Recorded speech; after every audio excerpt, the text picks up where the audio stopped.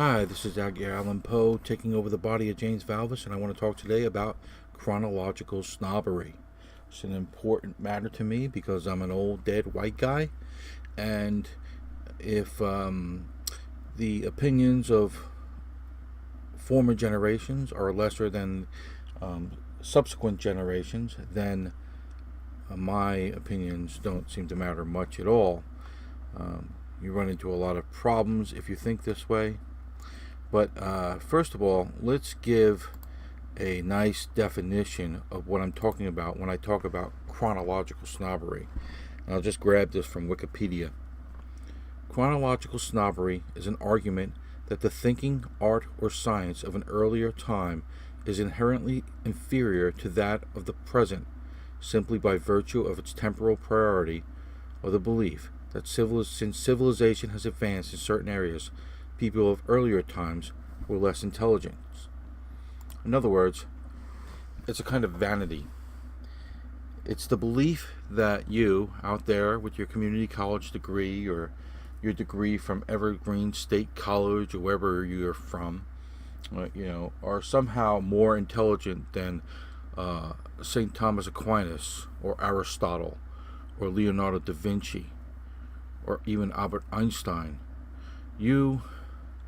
Because you sit in the future where you've been given so much information, where you stand on the shoulders of giants, are somehow more intelligent by virtue of that alone than these great thinkers like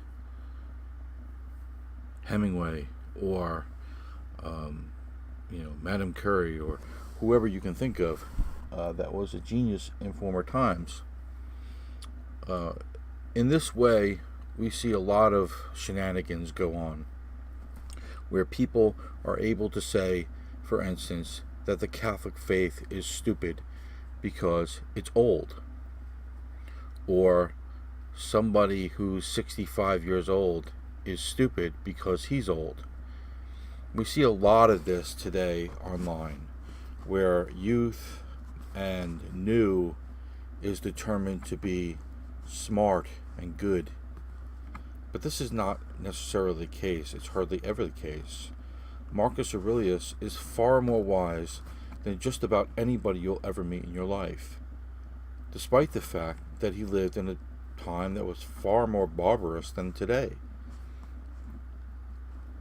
So we look at these things and we say, well, if it's so obvious, and it should be obvious to anyone who really gives any thought to it.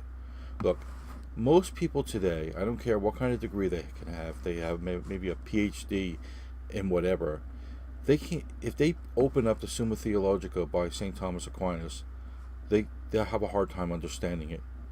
And it's not because he wrote in some arcane, difficult way. They're just not bright enough. They're simply not intelligent enough to even read what he wrote, let alone to have written it themselves. The idea that somehow you're more intelligent than Dickens, or you're more intelligent than Plato, or that someone like Sir Isaac Newton was a scientific dolt because he came before general relativity, is so bizarre I can hardly get my head around it. Now, when you think about it, this kind of arrogance, this kind of insane vanity, doesn't even make sense in the short term. Even when you're looking at it, it's your own future and your own life. I mean, eventually you're going to be old. I don't care how young you are now or how old you are. Eventually you're going to be old. Eventually you're going to be dead. Are you going to say that the values that you have now, or the truths that you hold dear now, are no longer valid in the future or at a future time because those people will be so much more intelligent than you are? It's an absurd idea. Truth does not age. Truth does not have an expiration date. Intelligence does not jump in quality, ever. A person who had 160 IQ in 1930 is still more intelligent than somebody who has 100 IQ today. What he knows is of infinite greater value to the world and his time than the 100 IQ person is today, maybe more so. As we go along further in society, the people with lower IQs just simply become less necessary. I don't say that to be mean, but it's just true. We know this for a fact. I mean, Dr. Jordan Peterson of the University of Toronto says that a certain number of people, roughly about 10% of people, are absolutely, they're not only not productive people. And this, I'm talking about people who have an IQ of under 84. The U.S. Army's determined that people with an IQ under 84 are not only not productive. In other words, if you hire them, they not only don't add value to what you're trying to do, but they actually take value away. They cause problems in the system. You have to redo what they do. You have to change stuff, or you have to accommodate them in certain ways that makes it difficult. This is why it's a terrible idea to go to a non-meritocracy, to go and start giving people jobs based on immutable characteristics, because you're not just going to cause things to be non-productive, you're going to cause them to be counterproductive. And that's a big deal when you're dealing with something like healthcare, or you're dealing with something of a safety issue like police or firemen, or just anything of that sort. You also have a number of people who are just plain outright not hireable. They're just people who are out there, and they won't get a job, and then they go out and they become activists, and they usually become left-wing activists, and you see them in their Antifa masks running around and throwing bricks through buildings. Not because society is cruel and heartless, but because they're simply not capable of adding any value to the workforce. And this is a problem. We don't know how to deal with it yet. We don't know how to deal with people becoming more and more obsolete. And this is as we go along, this becomes a bigger and bigger problem, where society is held up largely not by the little guys anymore. It used to be society was held up by the farmers and the people who did the day-to-day work with their hands and tried to get by in that way. But now more and more society is held up by a few elites. They're held up. It's not only held up, but it's advanced by people with incredible gifts. And so, as we go along, it's actually the opposite that is true. Is that these people, a lot of people who are around today, are simply not able to function very well in our society. So even though that they think they're better than people in the past, they haven't learned any kind of skill. And a lot of them are incapable of learning any kind of skill. And if they do learn a kind of skill, there's a lot of times they're very dissatisfied with it, because they've been made to believe that because they can Google an answer to something, that makes them a genius.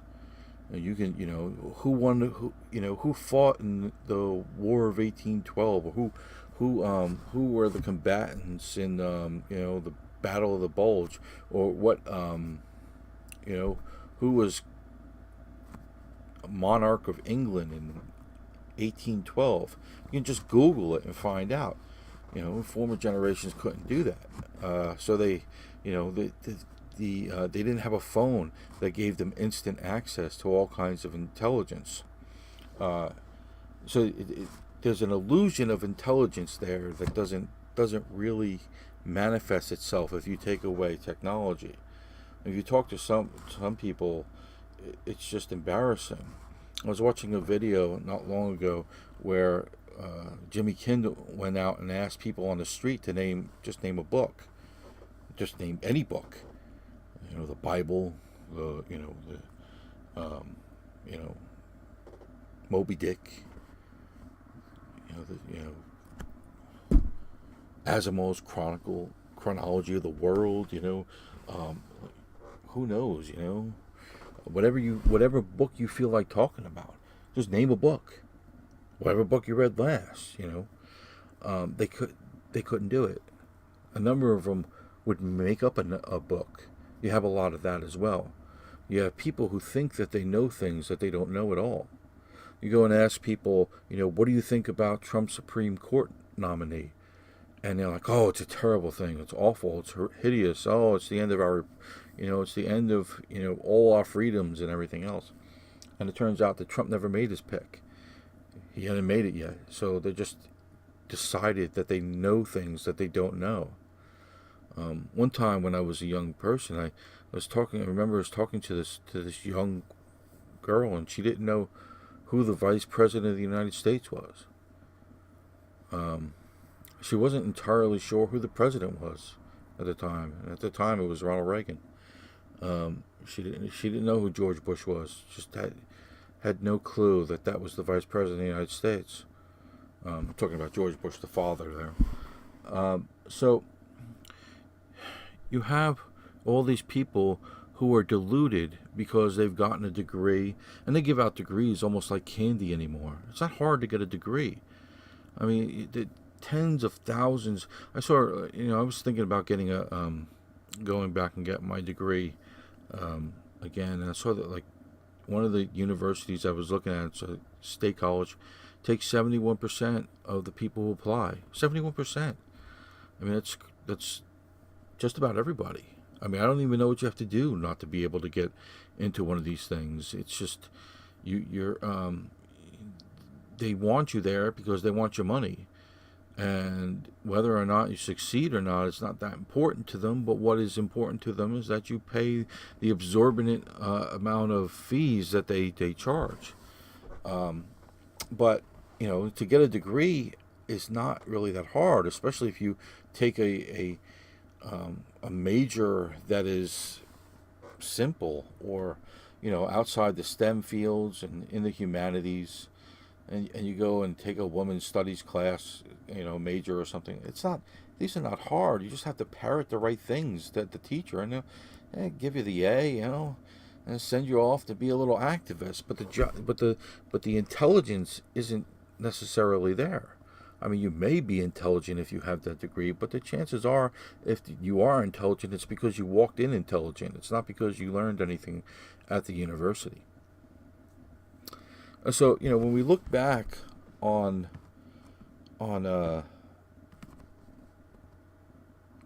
past figures, and we see an Epictetus or a Xenophon or someone like that, and we hold our nose up and say, "Oh, we're so much more intelligent than you." This is absurd. This is not just wrong; it's absurd. Almost nobody, almost not a single person that you can think of could hold a candle to Jane Austen or Shakespeare. It's the Dante. These people are geniuses. They're absolutely geniuses. And when I look back on it, I'm just extremely humbled by it. I look at a guy like Dante, and I think, he had all these political turmoils. There's all these kinds of health issues that go on. There aren't the modern hospitals. There aren't, modern dentists with anesthesia for your teeth and everything. There's all these problems that are going on. And there's murder and there's mayhem, and there's no advanced, forensics to solve crimes and all the rest that we've built into our society. There's no antibiotics. That he was able to write the Divine Comedy is absurd. It's almost an impossibility. And if you don't respect that, if you don't look back on that and think I am just the most humble ant on the hill in the hill, then you're doing it wrong. You don't understand history, you don't understand humanity, you don't understand psychology, you don't understand time or any of that stuff. Now that doesn't mean that the past didn't have issues and that many people in the past didn't make mistakes and that there weren't large numbers of people crippled by ignorance. Because we had so many issues, the wide dissemination of knowledge was not prevalent. But look at what the wide dissemination of intelligence has produced. Now, it's produced some miraculous scientific advances. But can we really say that we've produced a William Shakespeare? Think of the last 100 years and then tell me where you see any author in the United States of America, the richest country that ever has been, the wealthiest, most privileged society you can imagine in all of history. Name somebody in that 100 years which consists of at least 1 billion people, mostly in relative peace and extreme prosperity. Name one person that is William Shakespeare's equal. I'm not even saying superior, just his equal. It doesn't exist. And yet, Shakespeare was part of a smallish nation. They were one of the more powerful nations in the world, if not the most powerful nation in the world. But they didn't have antibiotics. They didn't have food trucking in from or boating in from all over the world. They didn't have, most of the modern freedoms. They didn't have airplanes. They didn't have cars if you wanted to go out in the countryside to breathe better. They didn't have markets where you can get a balanced diet. They didn't have, dental floss. They had almost nothing. They had like a cup and a bowl and a pen made out of a quill and a chair and a wooden table. And from that he composed Hamlet's second soliloquy, the greatest poem in all of world literature, really. I know it's in a play, but I consider it a poem. It's written as a poem. And if you look back on that man and those people as backwater idiots, just a bunch of bumpkins who thought the earth was flat and the earth was the center of the universe, ha ha ha, what a bunch of idiots. And really, when you look at it and you say to yourself, okay, why do people believe this absurd vanity? Why do they believe that they're better than these people? That they're better than a society that produced Milton and Shakespeare and Chaucer and the rest of them? Why do they think that they're better than ancient Athens that produced in a row, in 3 generations, Socrates, Plato, Aristotle, along with other great minds like Xenophon? Phidias, the great sculptor who made the statue of Zeus. Why do they think that they hold a candle to them? What is the reason for that? Is it just vanity? Is it just saying, oh, I'm just so great because I can play a video game to its conclusion, or some garbage like that, or I could publish a poem on an online journal, so I'm smarter than Saint Francis, or I'm smarter than Christ, or the Buddha. Now, the reason that vanity is part of it, but the other part of it is they don't like a lot of what those people said. They don't like a lot of what they stood for. I mean, you look at the founding generation, the founding of the United States. That generation, sometimes the World War II generation is called the greatest generation. That's a joke. Look, that was a great generation. I'm not taking anything away from them. But the greatest generation this nation has ever known was the founding generation. It's almost hard to believe that such a conglomeration of great men existed at one time in one place to create a nation such as ours. I mean, you think of just having a Jefferson counterbalanced with an Adams or Hamilton. And just think of a Washington that is so regal and so beloved that he was capable of holding together all these disparate personalities. And you think of Franklin with his great genius and yet total maturity at the time to be able to see and to bring together many different ideas. And it's just incredible that many men existed at that time in that way, supported by brilliant women. I mean, Abigail Adams is one of the most intriguing, interesting people in our country's history. And we often talk about, women were so held down and so powerless. They clearly have not studied the women of history, if they believe that. They know nothing. They certainly have never read the Bible. I've never read the Book of Ruth or those kinds. They've never read the stuff, because if they did, they would never say that stuff. They would never say that women were powerless people, just totally under the heel of the patriarchy. They would know that women were extremely, extremely powerful and influential in their own way. I'm not saying that there weren't, injustices done to women. What I'm saying is the idea that every single woman was crushed under the boot of the patriarchy is actually an insult to women that should be just dismissed out of hand. It's just garbage. So one of the reasons, besides vanity, that people have chronological snobbery is because they just don't like what these people said. If you don't like the Second Amendment, if you want to take away people's guns, then you say, these old white men, what did they know? They didn't know anything. They were stupid. They didn't get it. They didn't know that guns would advance in this way.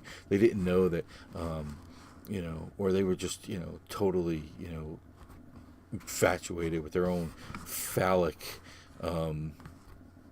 idiocy that they gave this stupid rule in there without any thought.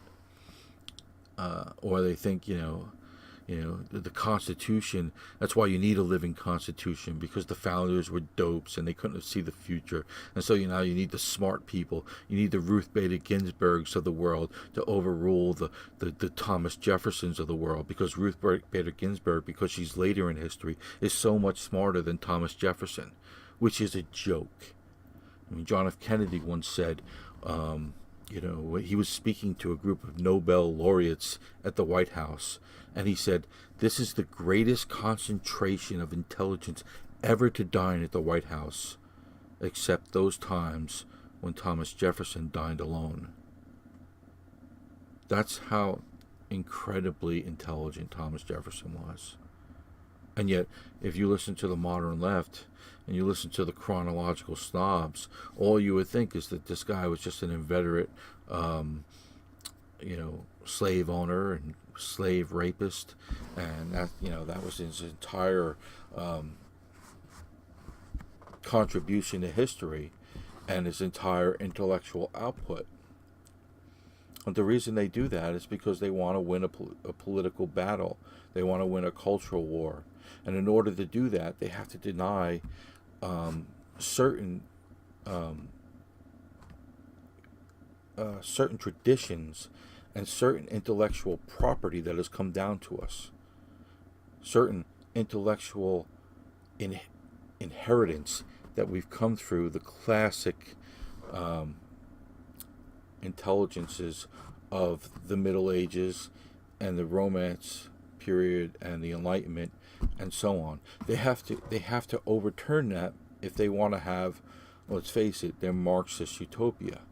And of course, their Marxist utopia always turns out to be a hellhole, but they just blow right by that. And so, a lot of times when you have these chronological snobs, what they really, their whole intention is not just vanity. It's not just that it fills them with this great idea that, you know, we're the new generation, we're the Pepsi generation, and we're the best. We're going to overturn everything because we know the way. We're so much smarter than our parents. And what they find out very quickly is that, yeah, you know what? Not very intelligent. I was in Disney World with my daughter one time, and I was talking to her, and there was a guy standing next to me with his kid, and I said to my daughter, she's, you know, the thing about adulthood is the first thing you realize is that adults don't know everything. They don't know everything, and then, you know, that's the first sign that you're becoming an adult is when you realize that. And the second thing, the thing that really makes you adult, though, is when you realize it's not going to happen for you either. And the guy next to me really laughed, because it's true. Every generation thinks that the generation that preceded it was a bunch of morons. And then they get further down the road and they realize, oh, yeah, my generation too. And you know what? It's going to be my children's generation too. They're going to make mistakes too. And there's going to be really brilliant people in there and wise people, and there are going to be really stupid people in there as well. And the difference between the stupid and the wise people isn't when they were born. And it isn't what era they lived in. What mattered was how closely they held to those eternal truths and that wisdom that is eternal and objective. Because what was true in 500 BC is just as true today. And a brilliant person in 500 BC would still be brilliant today. And flip that for the unintelligent people. And the problem with many of these people who have chronological snobbery is that it, in essence, makes them stupid.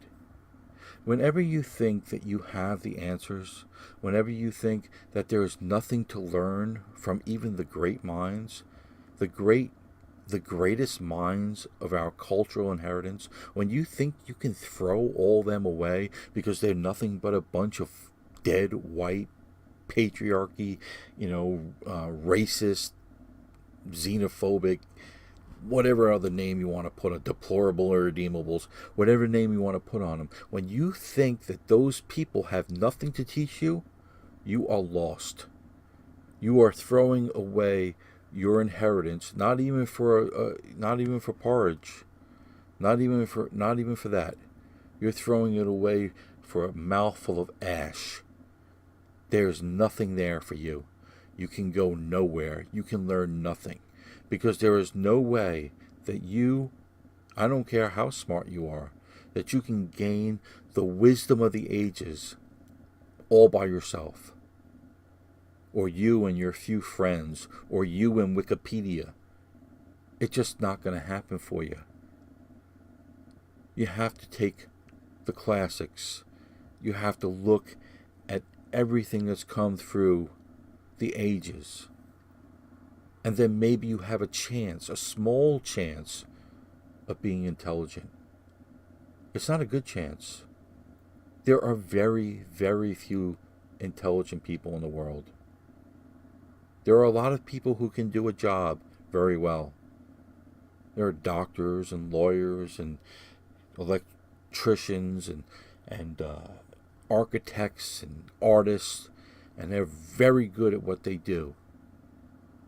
But to have a full classical wisdom, to be of that, to be in that realm, that high circle of the elite intelligences of all time, to even be in the nosebleed section of that small stadium of great minds is a very rare thing indeed.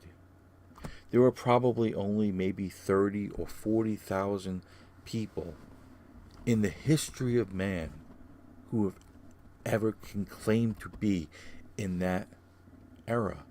And I don't think that our time is getting any more seats than previous times. In fact, we may be getting less. We may be getting fewer seats than ever. Certainly in relation to population we are. There used to be only several million people on the planet, and those were the people who produced the Shakespeares and the Dantes and the the great scientists like Copernicus and Darwin and Mendel. Those were the people who produced the saints and the great military leaders. Those were the Homers and all the wonderful inheritance that we think of when we think of great literature and great science and great advances of mankind and medicine and so forth. There were only a few million people on the planet when they were producing those people. Now we have close to 8 billion. And yes, we've done some really good things. But you would think with that many people living with that kind of technological advantage, with that much nutrition and that much medical care and that much widely available reading material and that much money being thrown into education and that much advancement of computer technology that puts at their fingertips the complete wealth of the whole entire Western brilliance, you would think that the world would be overrun with just tremendous genius. And what do we see? We see people foaming at the mouth watching Rachel Maddow or Fox News or some other garbage. We see people posting Facebook memes about idiotic things. We see people running to Twitter and they can't even write the difference between one your and another your. Your as the possessive and you are as the contraction. They can't tell the difference. I mean, if they know what's on, some idiotic reality TV show, but they couldn't even begin to tell you how the Tale of Two Cities starts.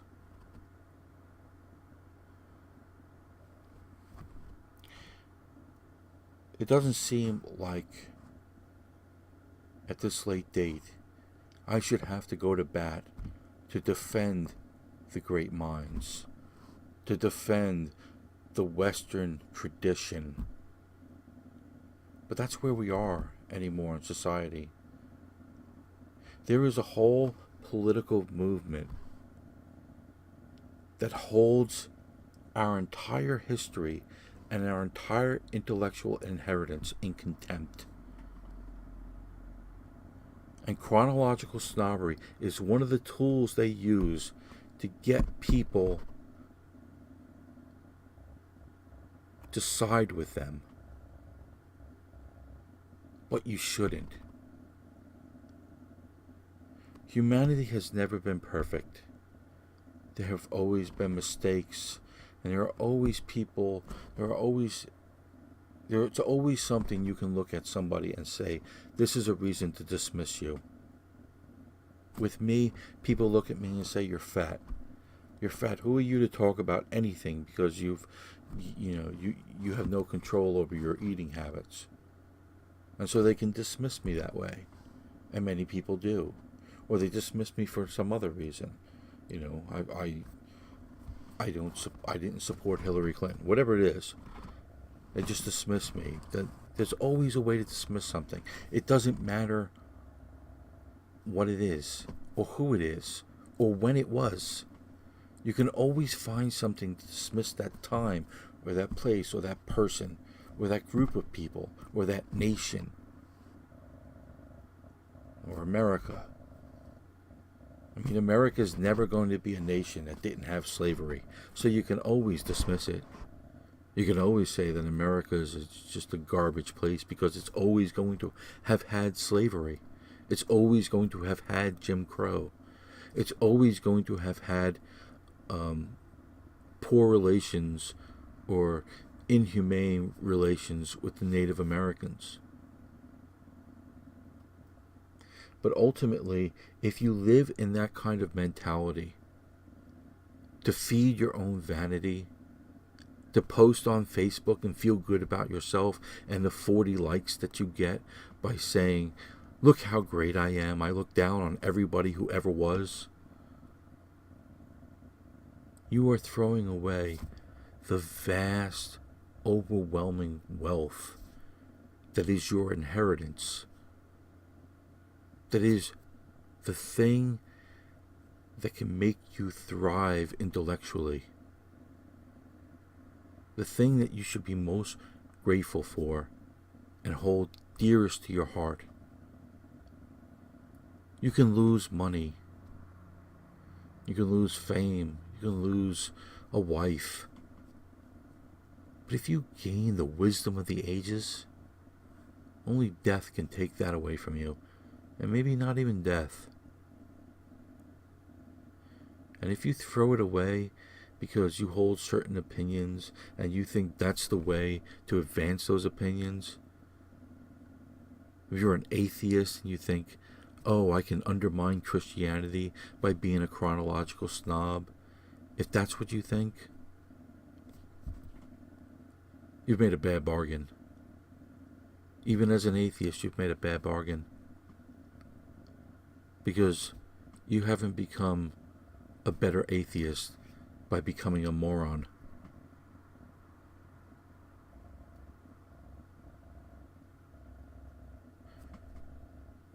Okay. I hope you like this talk on chronological snobbery. Please don't be a chronological snob. Please like, comment, subscribe, and share this poem. And if you want to, if you've already subscribed, please hit that little bell there, because that little bell will give you notices about when I update. And I sometimes update and don't share it on social media. And, thank you for listening. I really do appreciate it. And as always, most especially, God bless.